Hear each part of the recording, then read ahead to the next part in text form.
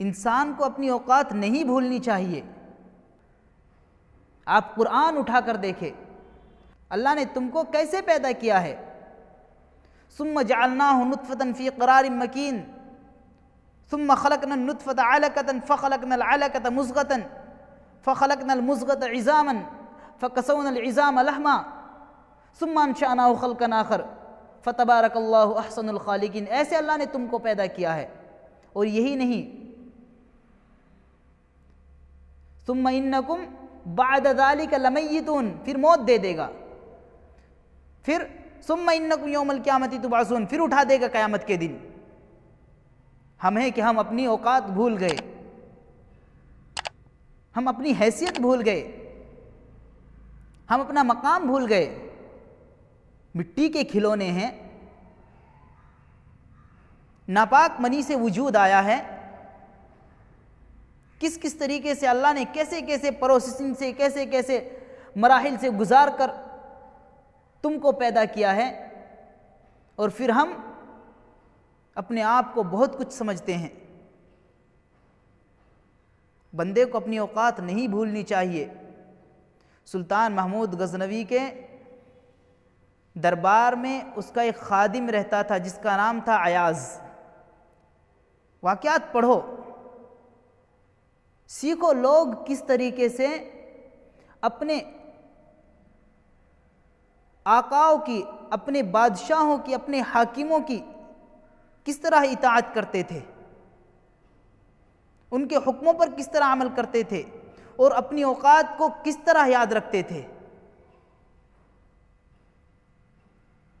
ایاز نے اپنی اوقات کو بادشاہ کے سامنے نہیں بھلایا۔ ایک مرتبہ جب ایاز بادشاہ کے دربار میں آیا، دیہاتی تھا، ایک نوجوان دیہاتی نوجوان تھا، معمولی لباس پہنے ہوئے، سادے سیدھے سادے جوتے پہنے ہوئے، لیکن بادشاہ کی خدمت کی، بادشاہ نے اس کو پسند کیا اور سلطان نے اس کا اپنا خاص آدمی بنا لیا۔ جو پہلے سے تھے ان کو حسد ہوا۔ ایک مرتبہ ان حاسدوں میں سے ایک حاسد نے آ کر بادشاہ سے کہا کہ بادشاہ سلامت، مجھے ایاز کے بارے میں شک ہے۔ ایاز نے ایک تجوری بنا رکھی ہے، ایک کپاٹ بنا رکھی ہے، ایک الماری بنا رکھی ہے، مجھے لگتا ہے کہ ایاز اس میں آپ کا قیمتی خزانہ چرا چرا کے رکھتا ہے۔ مجھے ایاز کے بارے میں شک ہے، کیونکہ میں نے بارہا دیکھا ہے ایاز اس تجوری کو صبح بھی کھول کر دیکھتا ہے، شام کو بھی کھول کر دیکھتا ہے۔ مجھے شک ہے کہ ایاز اس میں خزانہ چھپا کے رکھتا ہے۔ بادشاہ نے ایاز کو بلایا اور پوچھا، ایاز کیا تمہارے پاس کوئی کپاٹ، تجوری، الماری ہے؟ ایاز نے کہا جی بادشاہ۔ بادشاہ نے پوچھا سلطان محمود غزنوی نے کہ اس کا تالا لگا رکھا ہے؟ جی حضور لگا رکھا ہے۔ اس کی چابی لاؤ۔ ایاز نے چابی دے دی۔ ایک بندے کو کہا کہ جاؤ ایاز کی الماری کھول کر، اس کی تجوری کھول کر جو اس میں رکھا ہے سب کچھ اٹھا کر لے آؤ۔ وہ گیا، جا کر اس نے ایاز کی تجوری کھولی، دیکھ کر حیران ہو گیا، دیکھ کر حیران ہو گیا۔ لے کر بادشاہ کے سامنے آیا، بادشاہ کو دکھایا تو دیکھا اس تجوری کے اندر، اس تالے کے اندر رکھی ہوئی کیا چیز تھی؟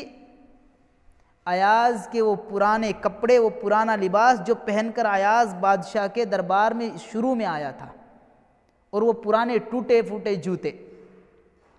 سلطان نے پوچھا ایاز بس یہ رکھا تھا؟ جی حضور یہی رکھا تھا۔ لیکن یہ تو اتنی قیمتی شے نہیں ہے کہ تو ان کو تالے کے اندر رکھے، ان کو تجوری میں رکھے، اور مزید یہ کہ صبح شام اس کو دیکھے، ہر صبح بھی اس کو دیکھتا ہے، ہر شام بھی اس کو دیکھتا ہے۔ ایاز نے کہا حضور میرے لیے بہت قیمتی ہے۔ پوچھا کیوں؟ ایاز نے کہا، توجہ سے سنیں، ایاز نے کہا کہ بادشاہ میرے لیے اس لیے یہ قیمتی ہے کہ جب میں آپ کے دربار میں آیا تھا تو میری یہ حیثیت تھی، میری یہ حیثیت تھی، میری یہ اوقات تھی، میں یہ سادہ سا لباس پہن کر آیا تھا، یہ ٹوٹے جوتے پہن کر آیا تھا۔ میں نے ان کو اس لیے اٹھا کے رکھا ہے اور روزانہ اس لیے دیکھتا ہوں تاکہ مجھے میری اوقات یاد رہے۔ میں جب بھی کھول کر دیکھتا ہوں صبح یا شام تو اپنے آپ کو مخاطب کر کے کہتا ہوں ایاز تیری اوقات یہ تھی اور بادشاہ نے تجھ کو یہ مقام بخشا، بھولنا نہیں۔ بادشاہ کے ساتھ بے وفائی نہیں کرنا، بادشاہ کے ساتھ غداری نہیں کرنا، بادشاہ کے ساتھ بے وفائی نہیں کرنا۔ تیری اوقات یہ تھی، تیری حیثیت یہ تھی، بادشاہ نے تجھ کو یہ مقام دیا۔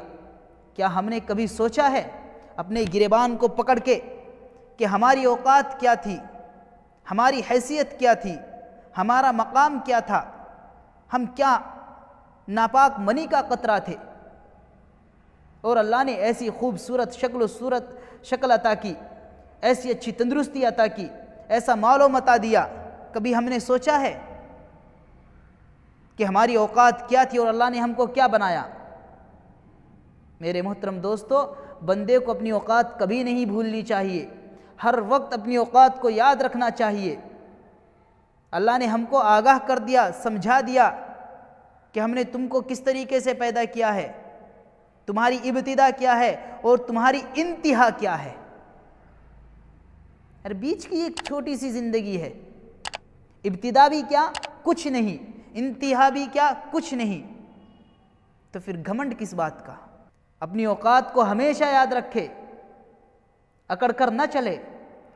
تمہارا اکڑ کر چلنا زمین کو نہیں پھاڑ سکتا، یا تمہارا سینہ بلند کر کے چلنا پہاڑوں سے اونچا ہو جائے، ایسا نہیں ہو سکتا۔